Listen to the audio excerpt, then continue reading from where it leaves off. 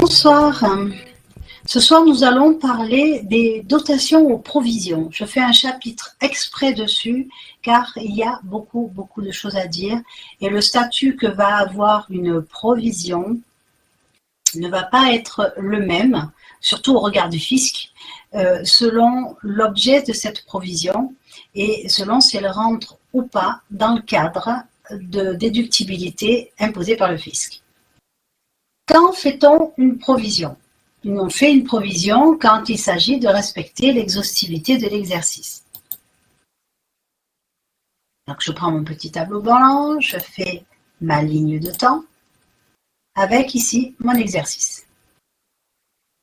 L'exhaustivité de l'exercice, c'est tout simplement d'enregistrer l'intégralité des événements qui ont eu lieu sur cet exercice-là et qui influencent cet exercice-là. L'exhaustivité, ça veut dire qu'il y a seulement ce qui se passe sur l'exercice, mais aussi l'intégralité de ce qui se passe sur l'exercice. C'est qu'on va devoir virer ce qui ne concerne pas l'exercice et ajouter ce qui n'est pas inscrit dans l'exercice, mais qui s'y rapporte. Bon, pour virer, on a vu avec les charges et produits constatés d'avance. Très bien, c'est facile. Mais par contre, pour intégrer, ça devient plus compliqué. Alors, bien évidemment, on a l'écriture de charges à payer, on a les écritures de factures non parvenues, on a les écritures de factures à émettre. Bon, jusque-là, tout va bien. Seulement, il y a parfois des événements qui ont lieu et dont on n'a aucun élément probant. Tout ce qui est facture et paiement, ça aura lieu plus tard. Mais par contre, l'événement déclencheur, il a bien lieu pendant l'exercice. On pense par exemple au salarié licencié qui va mettre l'entreprise au prud'homme et qui va faire son affaire au prud'homme l'exercice suivant. Donc l'entreprise va devoir ramener le coût de cet événement à l'événement déclencheur qui est la date de licenciement du salarié. Donc là, on a vraiment le cas typique de l'événement qui est dans l'exercice et qui va avoir un impact, mais à l'exercice suivant. Et pour autant, il faut l'enregistrer sur l'exercice en cours. À ce moment-là, on va faire une dotation aux provisions. Il y a plusieurs possibilités. Vous commencez déjà à réfléchir, je pense, sur quels sont les autres événements qui pourraient provoquer la constitution de provision. Donc, on a vu le licenciement d'un salarié. Il peut y avoir certaines provisions qu'on passe de manière automatique dans les entreprises, c'est-à-dire la provision pour les retraites, les provisions pour les congés payés, pour les charges sur congés payés qui sont liées, la provision pour la taxe sur les véhicules de société, la provision pour la taxe sur les salaires, qu'est-ce qu'on peut provisionner aussi? Toutes ces taxes qui ont tous ces frais qui sont décalés en fait par rapport à l'exercice. Provision pour dépréciation des actifs, ça peut être les stocks, ça peut être aussi des actifs immobilisés, mais aussi les actifs financiers. Et là, c'est pareil. Ce n'est déductible que si c'est avéré, que si c'est vérifiable et que si c'est quantifiable. Ça, c'est ce que nous dit le fisc. Alors maintenant, dans toutes ces provisions-là, qu'est-ce qu'on va pouvoir déduire des impôts ou pas? Voyons voir, on va lister un petit peu le type de provisions qu'on peut passer et est-ce qu'elles sont déductibles ou pas. Les provisions pour risques et charges, c'est ce dont j'ai parlé par rapport au licenciement du salarié. Est-ce que le risque prud'homal existe? Oui. Ah, il est avéré puisqu'on a une lettre de convocation au Conseil des prud'hommes. Il est avéré. Est-ce qu'il est vérifiable? Ah oui, il est vérifiable, puisqu'on a un document. Est-ce qu'il est quantifiable? Eh bien oui, parce que normalement, on a la requête du salarié dans les mains qui fixe un montant. Donc, il est déductible. La provision pour les indemnités de départ à la retraite. Est-ce que c'est avéré? Disons oui, puisqu'il y a bien un moment donné où le salarié va partir à la retraite. Mais par contre, est-ce qu'il est vérifiable? Eh bien non, parce qu'on ne pourra pas vérifier s'il part à la retraite dans l'entreprise. Ça se vérifiera, mais pas dans notre entreprise. Ça se vérifiera ailleurs. Donc, non vérifiable. Est-ce que c'est quantifiable? Eh bien non, c'est pareil. On ne sait pas comment il va gagner après, combien il va gagner ce salarié. Et on ne sait pas quand il va prendre la retraite. Donc on ne sait pas à combien se montera son indemnité retraite au moment où il partira. Donc ce n'est pas quantifiable. Donc, il nous manque 2 paramètres sur 3. La taxe sur les véhicules de société. La taxe sur les véhicules de société, elle se déclare en janvier pour la période de l'année précédente. Donc du coup, l'année est écoulée. Mais par contre, ça concerne l'année précédente. Donc il faut, au moment de la clôture, faire une provision. Au moment où on fait la clôture, donc on a jusqu'au mois d'avril pour faire la clôture. Si on clôture au mois de décembre, on a jusqu'au mois d'avril pour faire la clôture. Notre déclaration de taxe sur les véhicules de société, on est obligé de la faire en janvier. Donc on connaît le montant. Ça ne pose pas de problème. C'est quantifiable. C'est aussi vérifiable. Le fait est, c'est qu'on la paye. C'est avéré. Et seulement voilà, la taxe sur les véhicules de société n'est pas déductible, elle. Donc, ça ne sera pas déductible. On a aussi la taxe sur les salaires. Alors ici, ce n'est pas une faute. Si je marque avéré avec un « et », c'est parce que c'est le risque qui est avéré. C'est le risque qui est vérifiable et c'est le risque qui est quantifiable. Ce n'est pas la dépense. Donc, comme ça, au moins, tout le monde est d'accord. La taxe sur les salaires, le risque est avéré. Il est vérifiable, hein, puisqu'il est dû. Il est quantifiable, toujours pour la même raison. Hein. Elle se déclare en février. Et donc, pendant la clôture, on connaît le montant de la taxe sur les salaires versée au titre de l'exercice. Donc, on peut très bien faire la provision. Et pourtant, elle ne sera pas déductible. Ah, pourquoi? Eh bien, parce qu'une taxe n'est pas déductible tant qu'elle n'a pas été payée. Et la taxe sur les salaires, même si elle concerne l'exercice précédent, pour autant, elle n'a pas été payée sur l'exercice précédent. Enfin, ça c'était jusqu'à présent. Parce que maintenant, la taxe sur les salaires, elle est payée avec la DSN. Donc, on va faire le distinguo entre les entreprises qui payent leur taxe sur les salaires via la DSN, parce qu'elles font comme il faut leur déclaration, et les entreprises qui déclarent leur taxe sur les salaires après coup. Alors, en règle générale, ces entreprises-là, eh bien, non, c'est pas toujours que des associations. Hein. Bon, il y a aussi des entreprises dont l'activité est exonérée. Mais bref. Si l'entreprise a fait ses DSN incluant la taxe sur les salaires, elle a payé tout au long de l'année. Donc, effectivement, ça sera déductible. Si ce n'est pas payé, ce n'est pas déductible. Voilà pour la taxe sur les salaires. Qu'est-ce que nous avons d'autre comme risque de provision? Les provisions pour dépréciation d'actifs. On va distinguer l'actif immobilisé du stock. Est-ce que le risque, au moment où on clôture, est-ce que ce risque est avéré?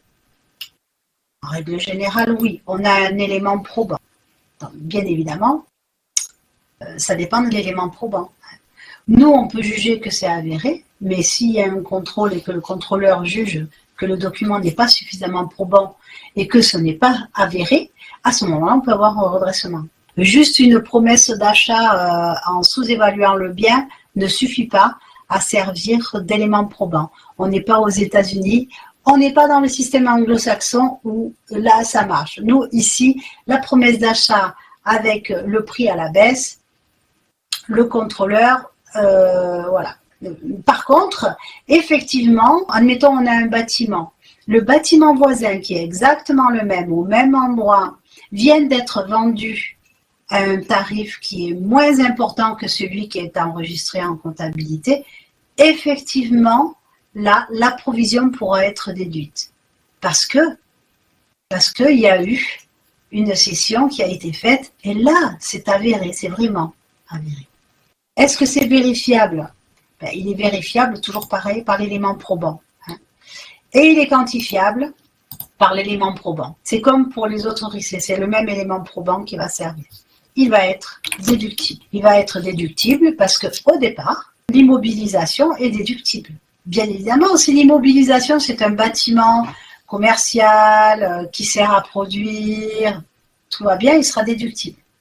Si ce bâtiment, c'est un pavillon de chasse qui sert pour que le dirigeant aille en vacances avec sa petite famille, eh bien, le pavillon de chasse étant lui-même non déductible, bien évidemment, la provision ne sera pas déductible. Ça sera déductible si l'immobilisation est déductible. On va voir les stocks. Eh bien là, c'est pareil, hein. C'est avéré. On a un stock de matériaux intermédiaires qui nous sert pour fabriquer un produit. Et puis, ce produit, la demande a baissé. Il est en train de devenir obsolète. Et donc, bien, ce stock, on ne sait pas ce qu'on va pouvoir en faire. On va peut-être pouvoir le vendre, mais à 50%. Eh bien, si on a un acheteur qui nous paye 50%, mais qui le temps de faire la transaction, on est sur l'exercice suivant, donc on sait qu'on va perdre 50% de la valeur du stock. Mais l'événement qui va faire qu'on a perdu sur 50% de ce stock, c'est justement la sortie du nouveau produit, machin, qui fait la coqueluche des clients et qui fait que notre produit à nous, qui fait que le produit de l'entreprise en question va baisser au niveau des ventes. À ce moment-là, eh bien, on va pouvoir constituer une provision sur la perte des stocks. C'est donc vérifiable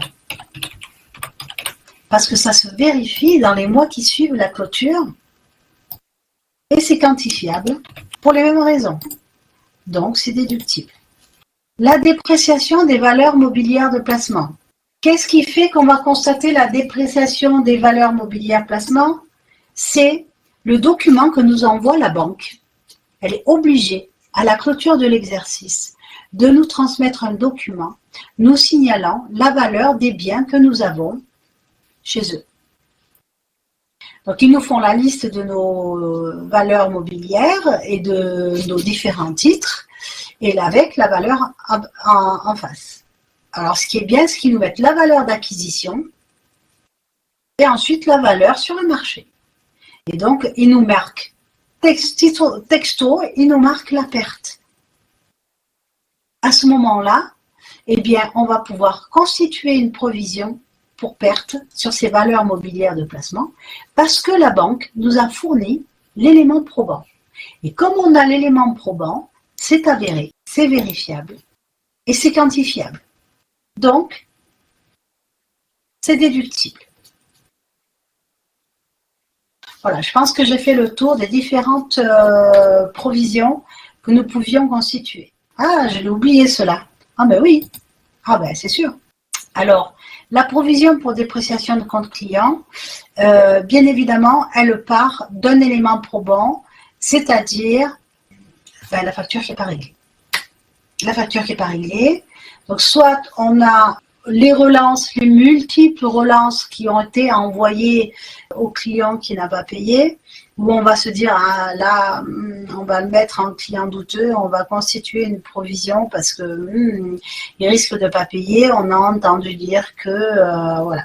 Alors là, il y a une souplesse par rapport à l'élément probant, dans la mesure où c'est une créance qui date depuis longtemps et qu'on a relancé et à nouveau relancé et que ce n'est pas payé. Effectivement, il y a une souplesse qui se fait. Donc, en règle générale, on va considérer que c'est avéré. C'est aussi vérifiable.